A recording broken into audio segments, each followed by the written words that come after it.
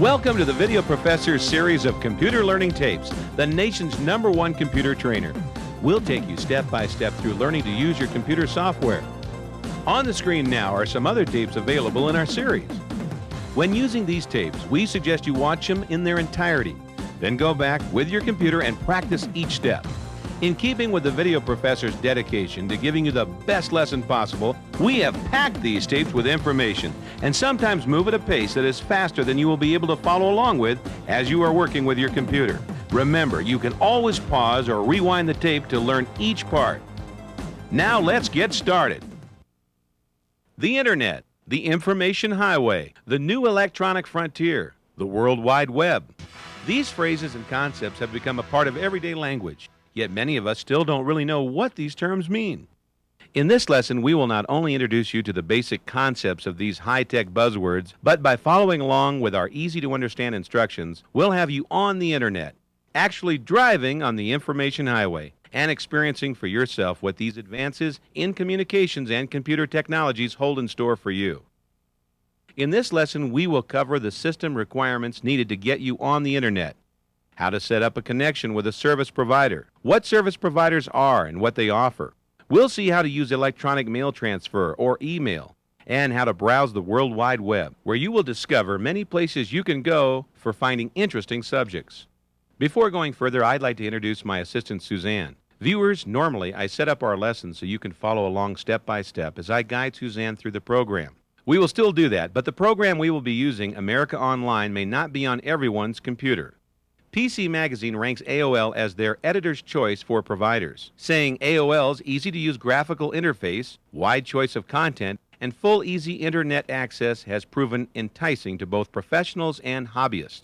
It is because of this and the fact that America Online is the largest service provider that we chose to use them to demonstrate this lesson. We'll also be using Windows 95. If you don't have Windows 95 on your computer or prefer using another provider service, you will still be able to understand how these programs work and follow along.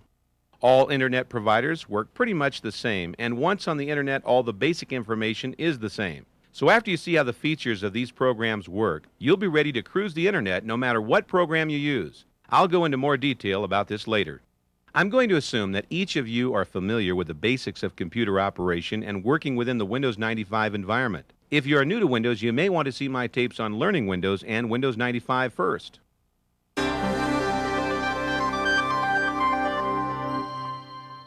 Professor, what exactly is the Internet? Suzanne, that's a perfect place to start. What exactly is the Internet? Best defined, the Internet is a system of interconnected computers. Some of these computers are single, standalone units. Some are entire networks comprised of multiple computers, like you might find on a college campus. But what makes up the Internet is that these computers are linked together by communication paths and are all in agreement to use the same communication language. The Internet is estimated to connect some hundreds of thousands of computers and computer networks and link together 30 to 40 million individual users. If you think that these numbers sound imprecise, it's because the Internet is growing so fast and is so loosely organized that no one really knows exactly how many computers or users there really are. What's most important about this huge network is what it does. When our computer terminals are connected to the Internet, we can view information that resides in our own cities or in another state or in another country halfway around the world. The Internet is not owned or controlled by anyone. In fact, it was designed by the government in the Cold War era to keep communication paths open in case of a nuclear attack. With so many paths open, like an international telephone system, the information could flow freely, even if many locations were destroyed.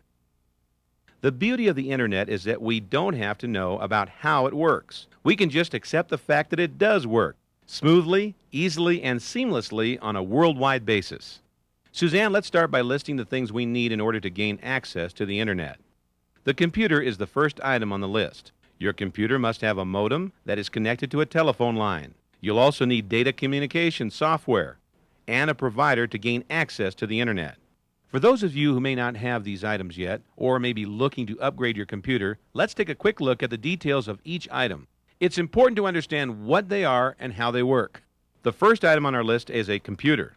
I should mention here that there are Internet access tools for DOS-only PCs, Macintoshes, OS2s, and just about every other type of operating system in use today. We will be referring to Windows-based PCs in this lesson. Your computer should have a 386, 486, or Pentium microprocessor. You will need at least 4 megabytes of random access memory, better known as RAM. 8 megs of RAM is better, and 16 megs is better yet for some of the larger graphic programs you'll find. Your hard drive will need at least 3 to 5 megabytes of free space, but it is recommended to have at least 15 megabytes available for AOL's new 3.0 version to run smoothly. Some programs like Microsoft Network recommend as much as 30 megs of free hard disk space. You will also need a mouse, a keyboard, and a monitor with VGA or higher capabilities. The system needs to be running DOS 3.1 or higher and Windows 3.1 or higher. A printer and a Windows-compatible sound card are optional but very useful. A modem allows the computer to translate its data into a signal that can travel over a standard telephone line to talk to another computer. You will need a Hayes-compatible modem that runs at least 9600 bits per second, or a 9600 baud modem. The modem can be internal or external. The type of modem as well as the modem speed are considerations that you should talk to your computer dealer about. The faster the modem is able to transfer data, the faster the internet information will appear. Again, this also depends on the amount of RAM you have. It's recommended to have at least a 14.4 baud modem. A 28.8 baud is twice as fast and a good thing to have when exploring some of the graphic-oriented programs you find on the internet. There are even faster modems being sold now, so check with your dealer. Remember, speed is time on the computer. The faster you can get information, the less time you'll spend waiting for it, and the less connect time you'll pay for. Our next item is a telephone line. This will give us the communication path into an internet access point. Suzanne is using a standard analog telephone voice line. If you happen to have any telephone extensions in the house, make sure nobody picks up another receiver while our computer is using it, or your connection will be seriously disrupted. Communication software is the next requirement. This software activates the modem and it's often supplied along with it. The Windows program has its own communication program, and some internet service providers have their own communication software.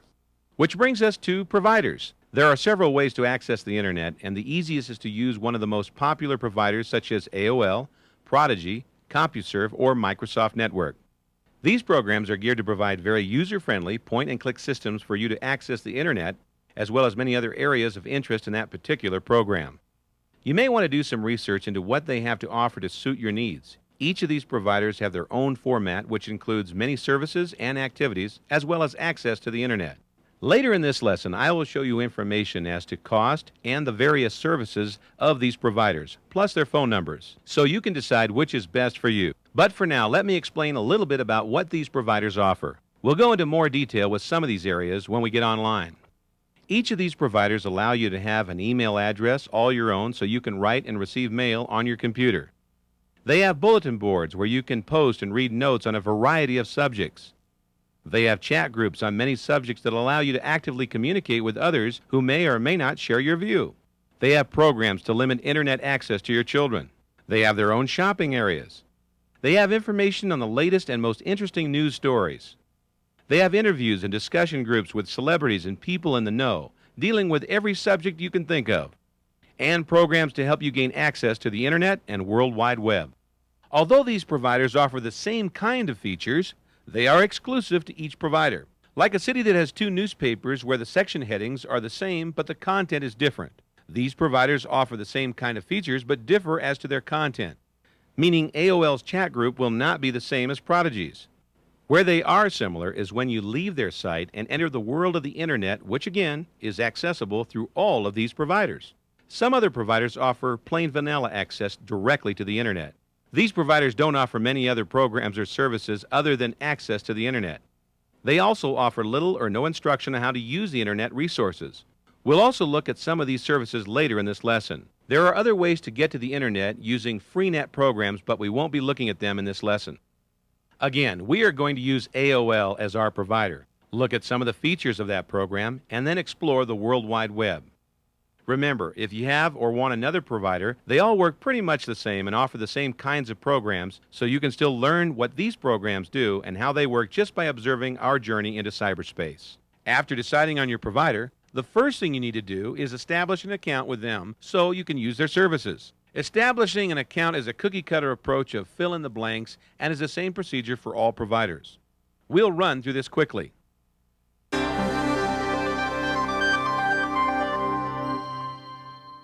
If your modem uses another program, for instance, a fax program, you should exit that application before starting this setup process.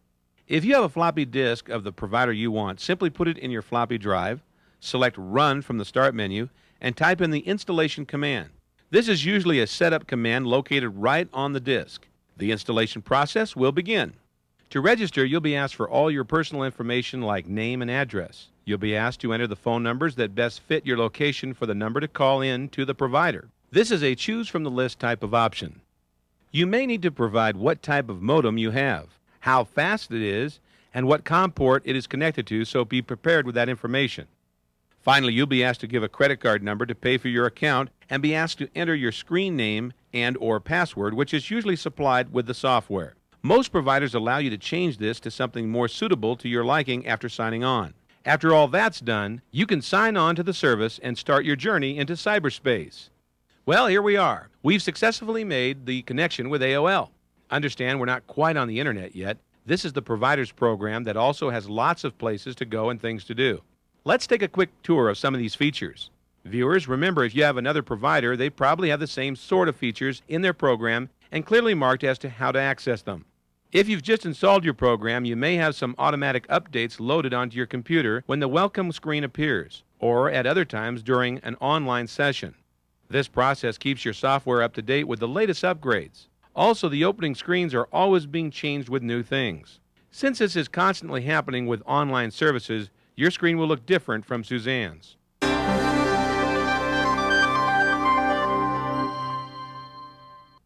We're looking at the AOL's welcome screen right now. Viewers, don't worry if your screen looks a little different than ours. It changes quite often to display up-to-date topics. These topics can be accessed by clicking on their icons. This screen also lets you know if you have received any mail. Suzanne, click on the button marked Channels. Now we have a screen displaying all the general topic areas you have access to. This screen, as well as most of the screens you'll see, has all the familiar Windows features. Click once on the File menu item, and then press your right arrow a few times and you see many of the commands available to you.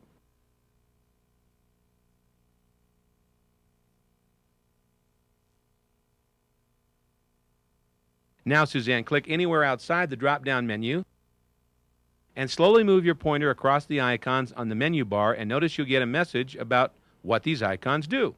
As with any Windows program, you have several ways to accomplish the same task. Probably the easiest way to access different locations is through using the topic buttons on the main menu screen. As you can see, there are several places to visit right here in America Online. Let's quickly see how to navigate through this system. Suzanne, click on Personal Finance.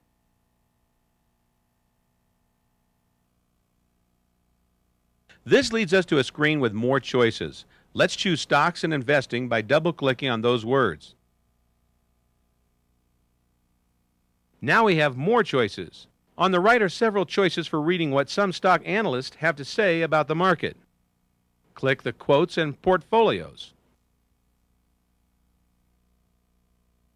Now we are given a screen where we can actually find what stocks are trading for and create a portfolio for your investments. Type in IBM, the stock symbol for IBM, in the quote box. Click on the Quotes button and we get what shares of IBM are selling for at this time, whether it's up or down, and a history of its highs and lows. We are not actually on the internet here, but choosing subjects that take you deeper into more specific areas is similar to what we will experience once we get on the internet. Click on this Windows Close button to move back one level, and keep closing windows until we are back to the Channels window. Again, viewers, other providers offer similar topics that come with their program. All these topics are easy to access, and I'm sure you'll want to come back and explore them on your own. But for now, let's move on to sending and receiving email.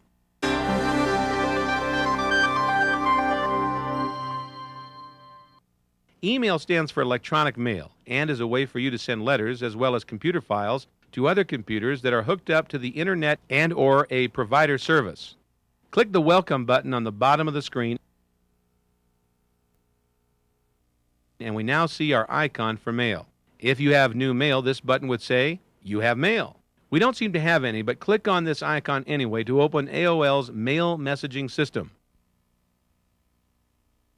Viewers, you may get a download here if you've just set up a new account. On the upper right of this screen, you have several menu choices. These choices will change often for current affairs. Under Other Things You Can Do are several choices you can check out by double-clicking on these words. Click on Online Newsletters. Now click on About Online Newsletters. Here you can read what these services are all about. Close these windows back to our mail screen.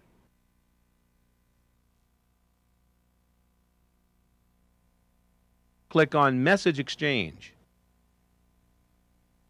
And on the next screen, click on List Categories. Now we are given 3 categories to check out. Click on List Topics. Notice on top of this window we are given topics with 3,368 documents created. Let's read all of them. Just kidding. But I did want to point out there is a lot of information for you to read about email if you want it. Click on Unwanted Mail and you get many ways to read and reply to email problems you might encounter. This is an area you may want to come back and check out so you don't fall into pitfalls many others have experienced. One note here. Be careful who you send your email address to, as you could start getting junk mail just like you do through your regular mail. Okay, close all of these windows back to our Mail Center screen.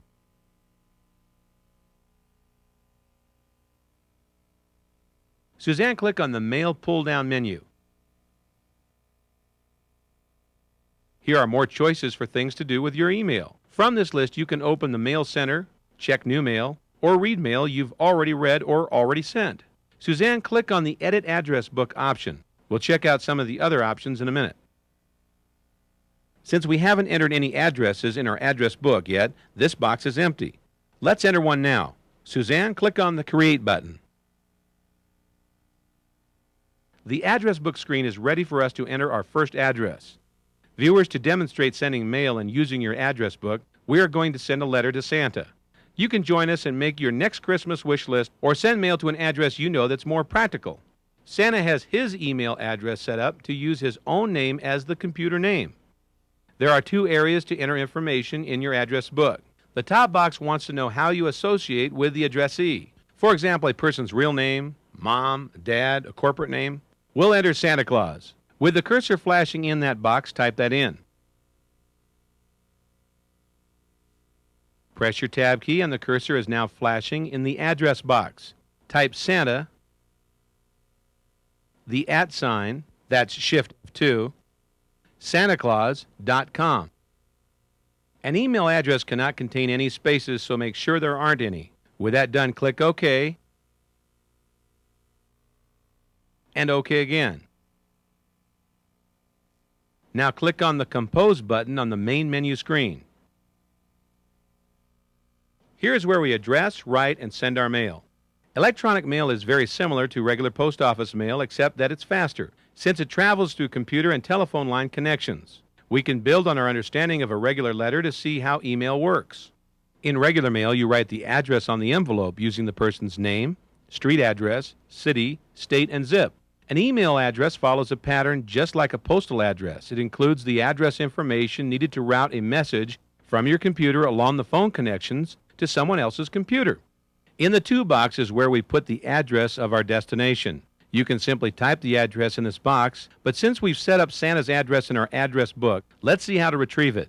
In the lower left corner of this window is the address book icon. Click on it. A list of our addresses appears. We only have the one now, but you can imagine how it could fill up quickly. Make sure Santa is highlighted and click on the To button. Our address is automatically entered into our To box. Click OK to close the address book and click in the CC box. In the CC box, you can enter another address you want your mail to be sent as a courtesy copy. You can enter your own address to send a copy of this mail to yourself. Let's do that to keep a copy of this letter. Viewers, your computer name on AOL is the ID you use to sign on. The @ sign followed by AOL.com. Again, no spaces. Each provider has their own extension, so be sure, if you are using another provider, to use that extension. For example, Prodigy uses your username @prodigy.com. So your email address has three parts. Let's put them together. First, type your account ID, the letters and numbers you used to sign on. Suzanne, do you remember ours? That's right, V Professor. Then an @ sign. And finally, the name of the service location, which is AOL.com. That's it, Suzanne, our very own email address. Suzanne, we have the addresses entered, so press your Tab key this time to go to the next section, Subject. This is the space where you can give a short title to your message. When email shows up in your mailbox, you'll see who it's from and the title they've given it. When you start getting lots of messages, this helps sort through the stack of mail. So when you send a message to someone else, the subject title helps them sort it out as well. You can use any kind of title you'd like. Let's call this message a new modem. Type that title into the subject box, Suzanne. And tab to the next area. We're finally ready to type the message to Santa Claus. Email messages can be as large as 24K, but we'll keep this one short and to the point. Viewers, type in your own wish list if you'd like. You never know what Cyber Santa might do. Suzanne typed, Dear Santa. I've been really good so far this year.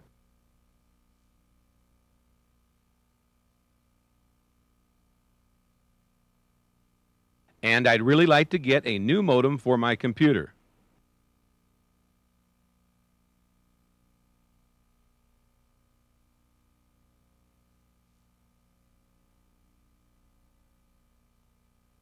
Thanks. See you at Christmas.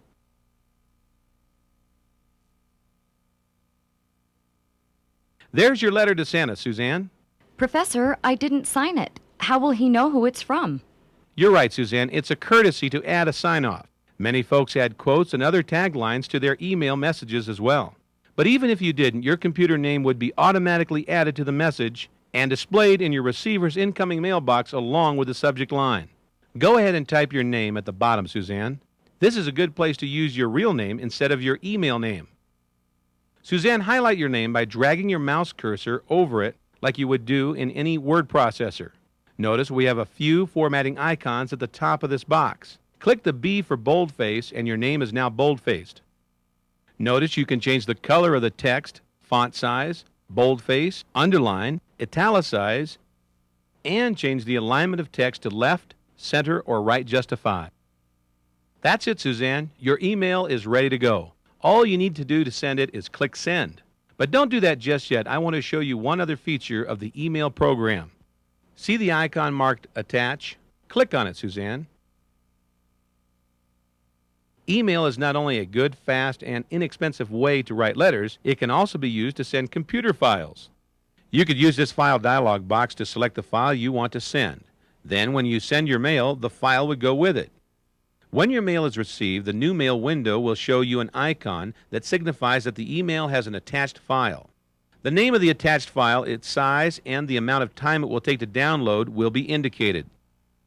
There are buttons on the bottom that give you the option of downloading now or later.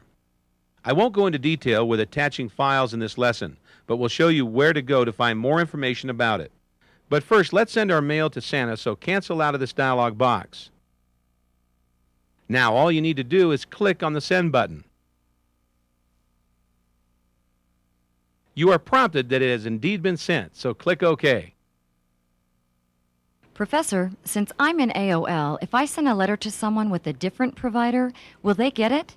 Yes, they would, Suzanne. Since your mail does travel over the internet, it can go to all the other online services. I want to cover a few more things about your email service before we move on. Close this window. To find out more about attaching files, click on Basic Email Help.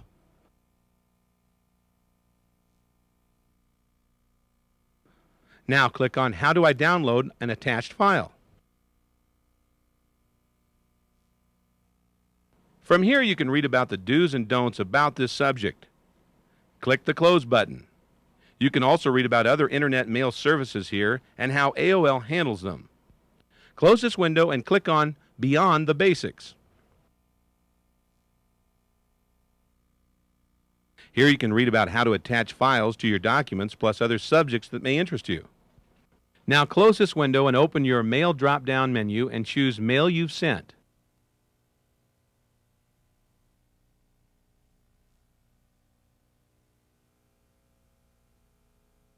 We now get a list of mail we've sent. We can read it again, show status, or delete it. Let's do that, Suzanne, to get rid of our letter to Santa. Simply make sure it is highlighted, click the delete button, and it's gone. Now close all the windows back to the welcome screen.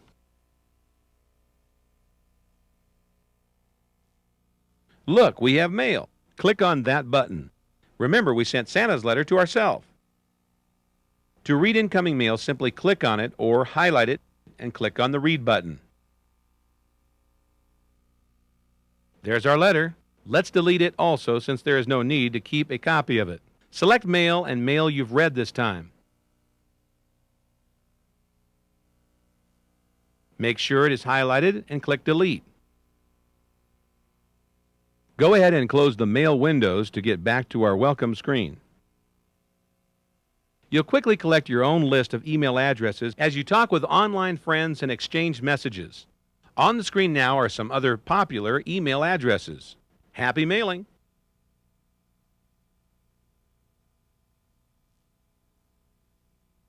By the way, if you're ever just checking places out and get a little lost, you can always return to this welcome screen by pulling down the Go To menu item and selecting the Welcome menu, or go to the Channel screen by clicking on the third icon on the menu bar, the Channels icon. It's time for us to move on to the next topic, Suzanne, a visit to the World Wide Web.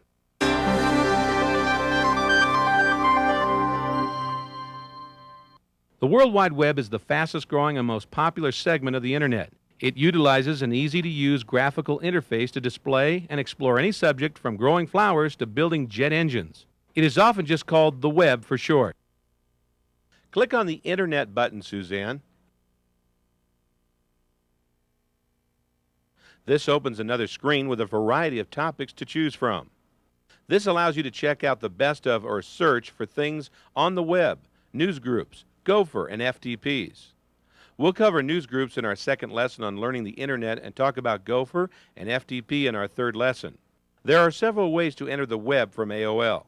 You could click on the web icon here or click on the Internet Connection button. Let's do that, Suzanne. You can also get to this location from the Channel screen. Again, we have several choices of places to go on the right side of the screen. There is a lot of information about the Internet here and a good place to come back and check out what's being said. We could enter the web by clicking on the World Wide Web graphic, but the easiest way to enter the web, no matter what location you are in, is to click on the globe on the menu bar. Go ahead and do that, Suzanne. Viewers, again, I must emphasize that what you see on your screen will not match what you see here. These opening screens change often, displaying topics of the current times. If the subjects and choices we make are not available when you are viewing this lesson, don't worry. The process we use to move and search for things on the web will not change. And once you understand that, you'll be able to use these tools to find subjects that interest you. AOL's Welcome to the World Wide Web screen offers many options that will take you off into different directions. We are now in the World Wide Web. You can tell because we now have a little box on top of the screen showing the URL, or Universal Resource Locator, of this homepage, also known simply enough as their web address. In this case, the address of AOL's World Wide Web homepage. By the way, since we are now on the web, this homepage can be brought up no matter what internet provider you are using. If you can access the web, just type this address in your address box and follow along. Before exploring the web, let's take some time to look at some of the components of these web pages. The first is hyperlinks. You've already seen how clicking on buttons, icons, and colored text can take you to different locations. This connection through these different locations is called hypertext links and hypermedia links, also known as hyperlinks. AOL's Welcome to the World Wide Web screen offers many options that will take you off into different directions. Suzanne, move your mouse pointer around the screen and notice how the pointer turns into a hand as it moves over the graphics and colored words. As we've seen, clicking on these graphic symbols or colored words will take you to a new location associated with that link. For example, click on Starting Out. We now have another page with more choices. Scroll down a bit, and we have topics of how it works, finding your way around, and history. Choosing any of these subjects will take you to other pages with information on that subject or give you more choices pertaining to that subject. For example, click on History. And now we get some more information to read, another list of things to check out.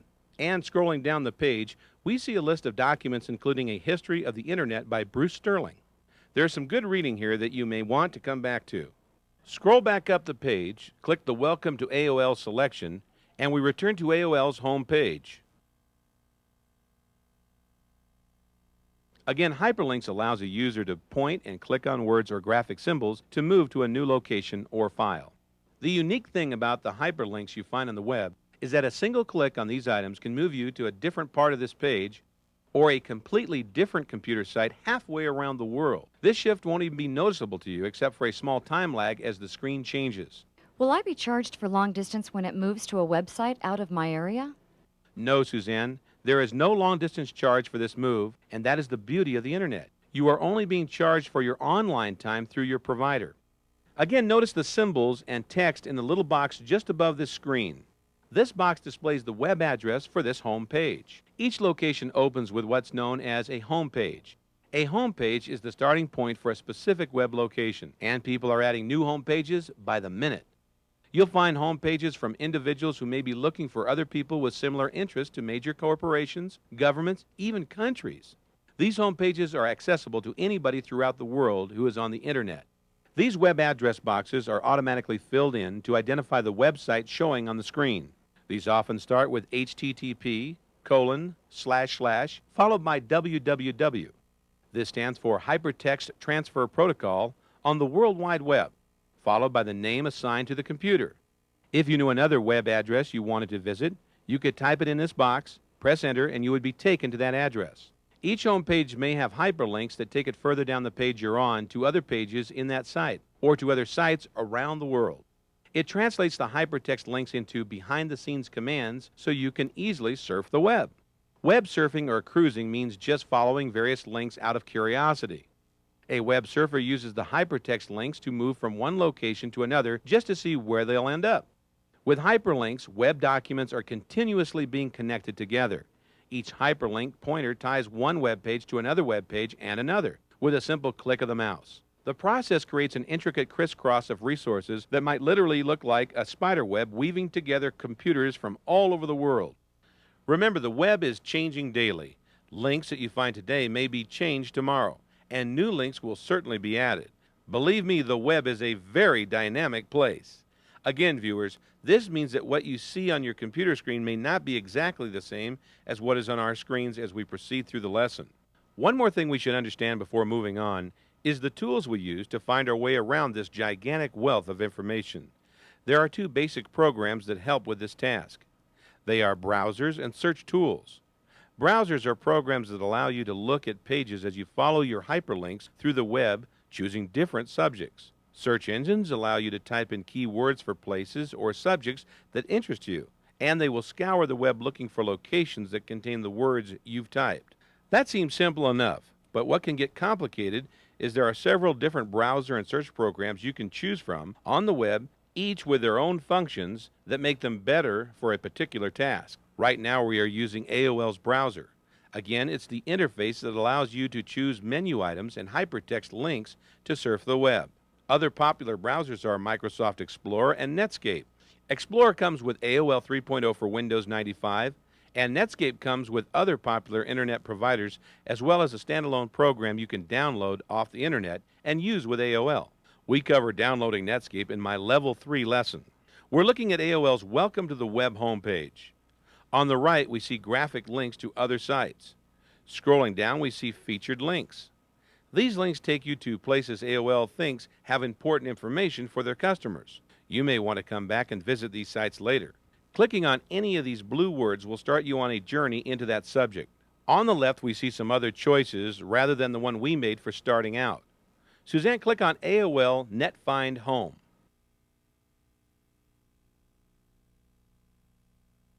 AOL's NetFind homepage is another page where you can choose from many subjects with an added feature of starting a search. Along the top, we see a place to enter information to start a search. You just type in the words describing what you are looking for and click on Find. We'll do searches a little later.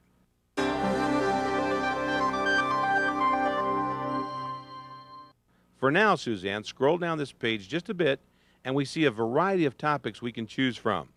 To demonstrate how to surf the web, let's choose something everyone should have an interest in. How about movies? You can always come back here and check out some of the other choices later. Suzanne, put your little hand over movies and click. Notice AOL has two ways of showing it's working as we wait for our new location's home page.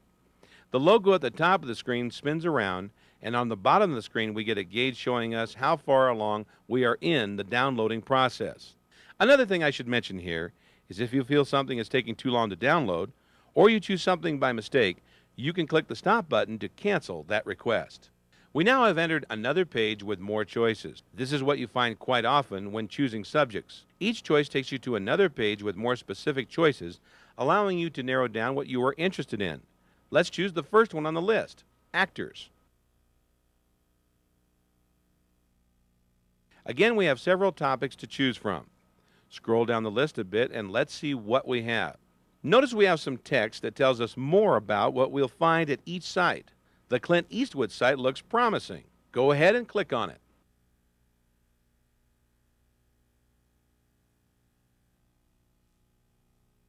Well, it appears we need a special program to view and hear some of the special effects this site has to offer. This brings up a very important subject about viewing sites on the internet. New technology is constantly being added to what we see on the web, such as live video and large graphic and sound files. There are many programs that allow you to see these files. However, there is not a standard, so many sites require you to download a specific program to view these areas. This one, the ActiveX Viewer, will allow you to view and hear special effects this site has to offer. You will find other sites need other players to view their special effects. Some of these programs can easily be downloaded while others require you to download, install, and restart your browser for them to work. You may not want to take the time or drive space needed to download these programs. If you don't, you will still be able to view most of the information the site has to offer. On the other hand, a lot of people enjoy using the new technology and don't want to miss anything the site has to offer. As some of these programs become popular, the browsers you use may add these players to their programs, so you will have them automatically. Everything changes quickly on the web. Let's choose no for now. I want to demonstrate that we don't need the player to view this site.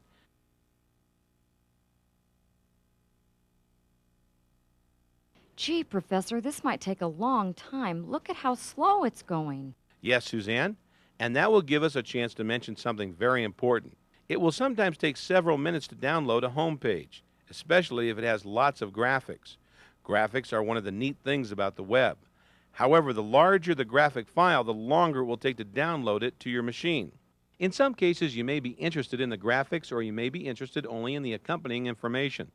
The web browsers provide you a way to view a home page with the graphic downloading capability turned off. This allows you to move much faster around the web. We'll see how to do this in a second.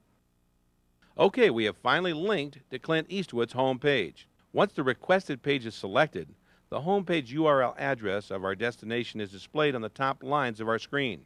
Viewers, if this choice was not available when you are viewing this lesson, delete everything after the www and type the address manwithnoname.com in the address box. Remember to enter the dashes between the words as you see in the address. Just like email, this cannot have any spaces.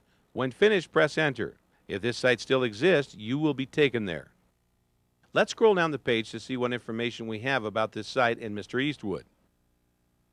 At the bottom are several buttons that will take us to other areas on this site. Let's try photographs.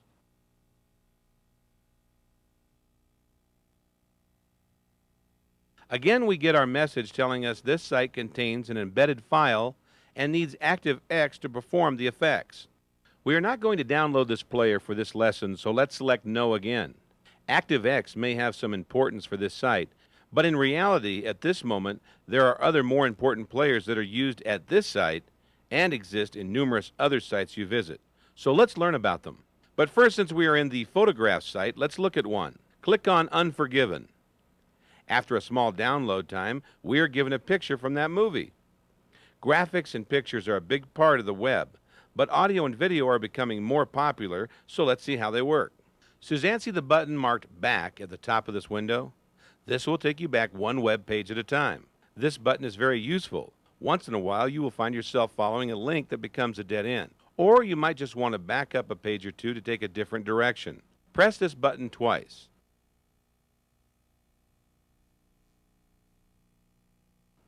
And we are back at the Eastwood home page. Scroll down, and from the buttons we saw before, choose Video Clips this time.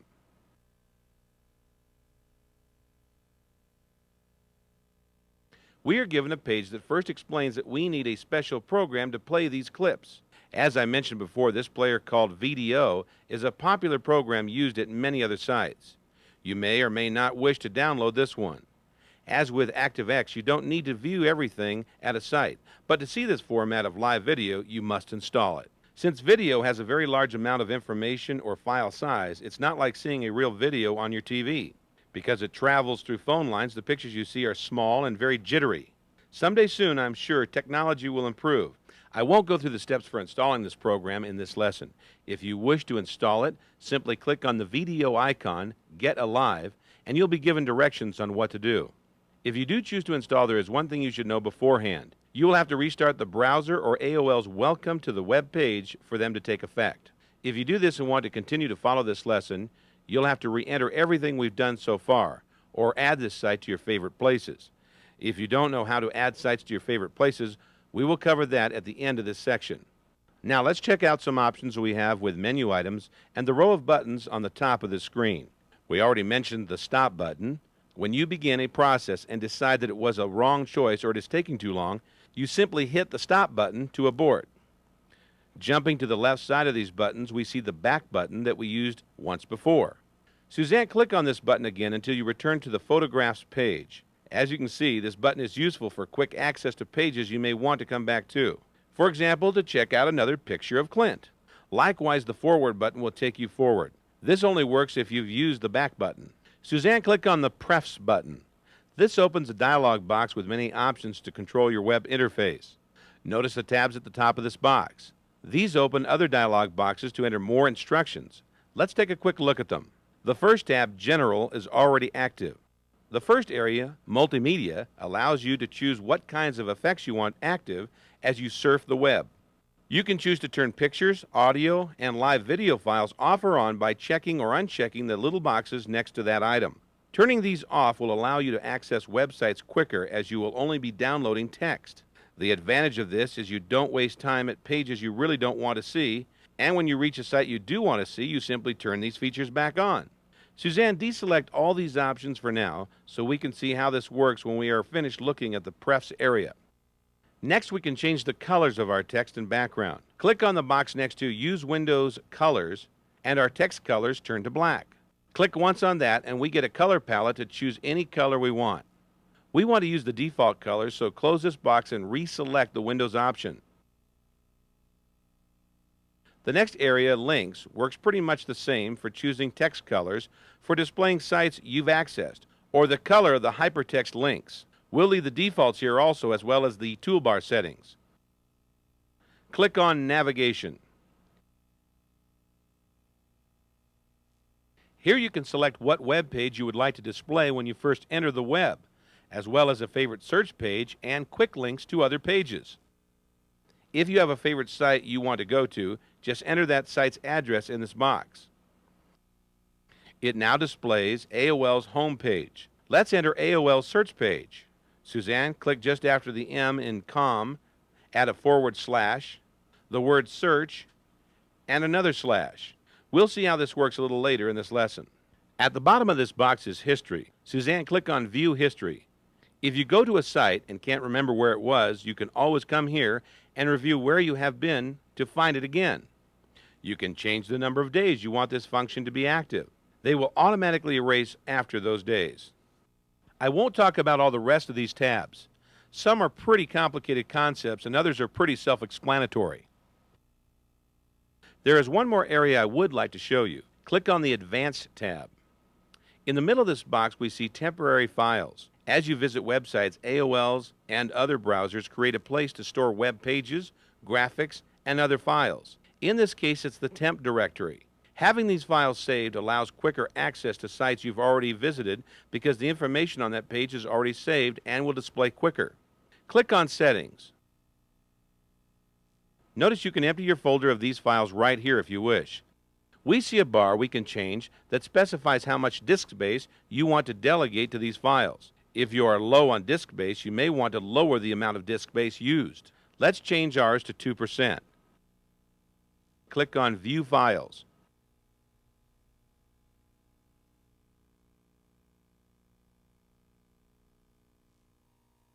Here is all our temporary files, and as you can see, there are quite a few built up on our computer. We could go through all of them and figure out which ones we want to keep and delete, but seeing as we have over 1,800 of them, it may be time to clear them all out. Also, since we changed our disk space setting, we won't get as many of these files in this folder from now on. Suzanne, click on Edit and select All.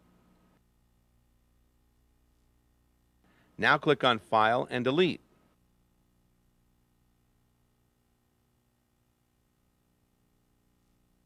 There, all those files are gone, and we start fresh adding new ones as we surf the web.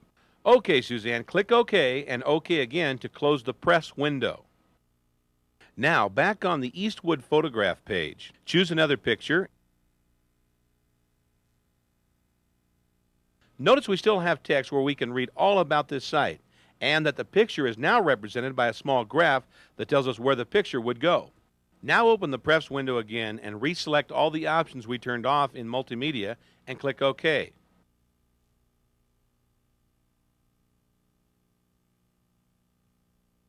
Now click the Reload button.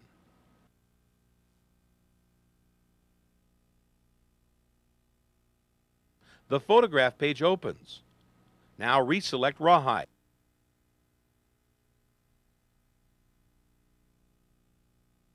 Notice the same page loads, but a little slower, and we now see the pictures. I want to mention one other problem with having these functions turned off. Many websites also contain graphic buttons for links to other locations. If you can't see them, you might be missing some obvious choices you won't see with just text. Now click on the Home button. Remember, we entered AOL search address as our home in the prefs window. We are now taken to that page. Suzanne, see the down arrow next to the address box? Click on that. This is another way of looking at the history of sites you visited. The difference between this and the prefs history is this only displays the sites you visited during your current session. When you exit the program, it all goes away. Clicking on any of these will take you back to that address. Click on the manwithnoname.com address. And we are back at that site. Now pull down the Go To menu item and choose Favorite Places. This box allows you to store the web page as an object file, so you can quickly go to this location or any location you enter here. We have several locations already stored. Click on Add Favorite Place. This box allows you to enter a title and address to your favorite place, but you must know what that address is. Suzanne, close this window and click on Add Folder. You can add your own folder here.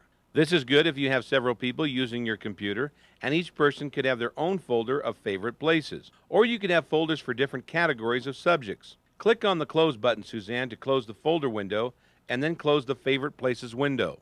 Now click and hold the window option on the menu bar and drag down to select Add to Favorite Places and Release. This is an easy way to add a location to your favorite places. Remember to only do this when you are actually in the location you want to keep for quick access. Click on Favorite Places again. Now we see Eastwood listed in our folder. These locations are also easy to delete. Just highlight it and click the Delete button. This is really a handy tool. When you find a page you know you want to revisit, just add it to your favorite places. When you want to go to that page in the future, just open this box. Double-click on your choice, and you're there. Now close this window. By the way, if you're using another browser, favorite places are usually referred to as bookmarks.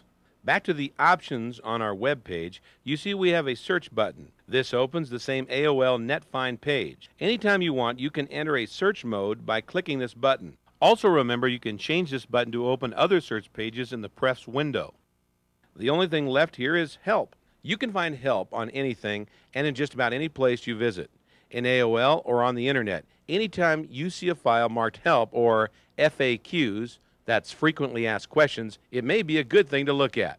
Many people have the same problems using the internet, so you can be pretty sure that someone has already asked the question you are thinking of. One more icon I'd like to point out is the printer. Just click this icon while in the site you'd like to print, and you'll have a hard copy of that page. So far, we've just used hypertext links to surf the web.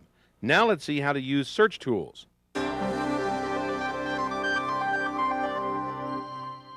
We could press the back button until we get back to the search page or press the search button. But since we've put it as our home page in the preferences box, just click on the home button, Suzanne.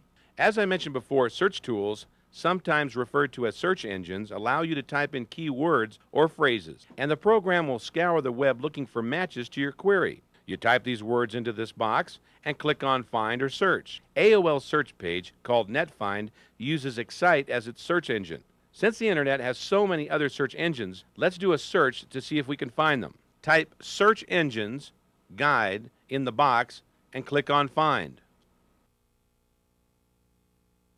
AOL's NetFind starts searching the internet. Once loaded, this page displays the first 10 out of over 3 million sites that it found meeting your search words. Notice the 89% mark next to the first site. That is saying this program is 89% sure this is what you are looking for. Scroll down the page and we see other sites suggested by the search program. Notice we get a title of that location, their web address, and a small description of the site.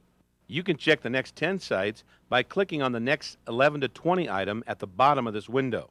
You could keep doing this until you've checked all 3 million sites. I think it would be a better idea to type in different search words to limit the sites found. Suzanne scrolled back to the top. Let's go back to a browse method and click on the second selection, the searcher, to see what we get. This site may have what we are looking for. It looks like it's dedicated to search engines. Scroll down the page to see what we find. First, we see several different search engines that allow you to type in what you are searching for and use whatever search engine you want. They all work a little differently, so you may want to type in your search criteria into several of them to see what they find. Scroll down a bit. Here we have direct links to the search engine's home pages and a little description of what kind of searches they are best for. Scroll back up and let's try another search engine to see what happens when we search for more search engines. In the Alta Vista box, type search engines and click on Submit.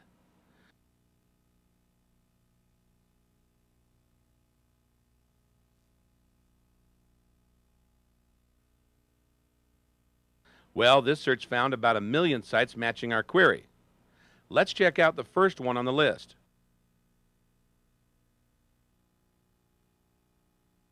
Scrolling down this page, we find icons that are links to several search engine home pages.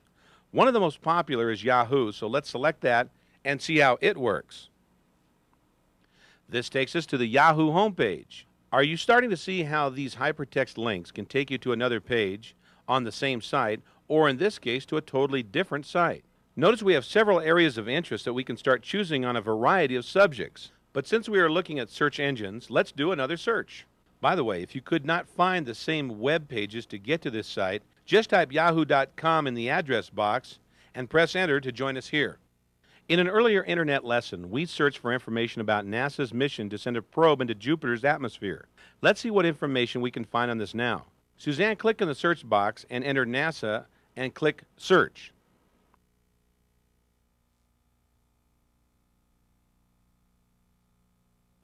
Whoa! It seems we have 1,146 sites found with that search criteria. We could scroll through all of them until we find the one we want, but let's see if we can get better results by being more specific. Click the back button once. Search tools look for matches to words like the Finder does in your Windows program. The more description you can enter, the better your chances of finding that information. Suzanne, we know the name of that mission was Galileo, so enter a space after NASA and type Galileo and press the search button again.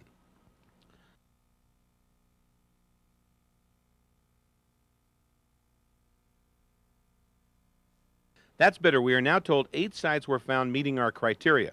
Remember, if you don't get good results in your searches, to go back and enter more information or try another search engine. Now we are back to a browse method. Suzanne, scroll down the page to see what we have. Now click on Galileo Project Information.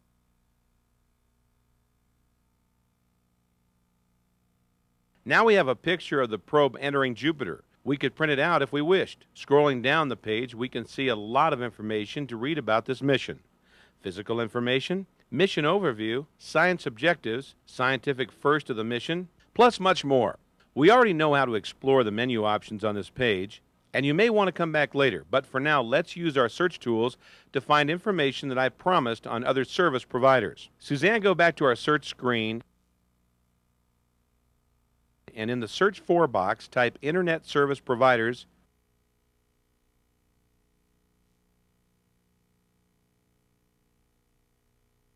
a space, and CompuServe and Prodigy. And click on Search. Let's see what we can find out about these services.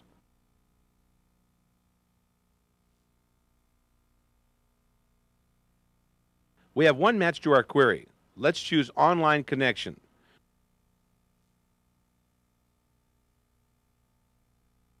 Scroll down this page a bit.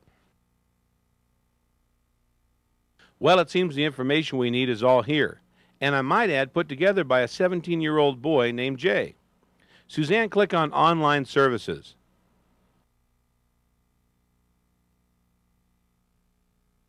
Now we have icons of the larger service providers.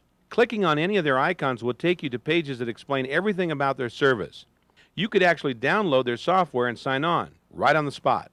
Click on Pricing Plans.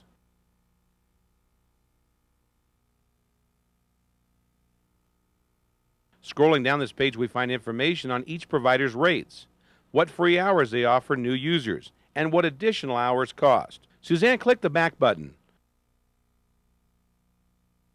For those of you on the web, you can further explore this page on your own. Find the phone numbers and deals being offered. For those of you who are not online and want additional information, here are the 800 numbers for these services.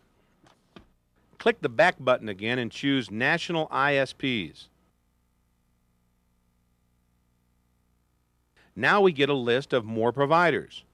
You can look at their features to see what they have to offer and price comparisons with these services. Click back twice to get back to our original search results. This time select Business and Economy Companies.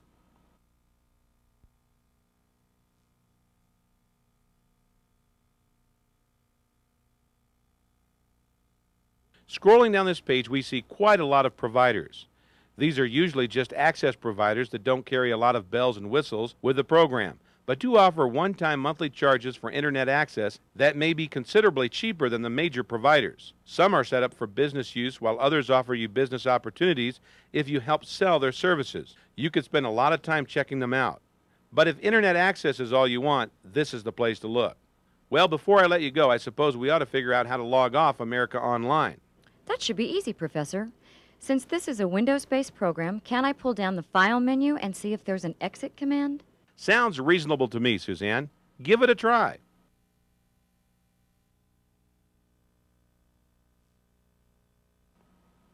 And we are returned to our Windows screen. Well, that brings us to the end of this lesson. Be sure to check out my Level 2 and 3 lessons on learning the Internet, where we delve further into what the fantastic world of the Internet has to offer. Remember, there's always more you can learn from me, the Video Professor.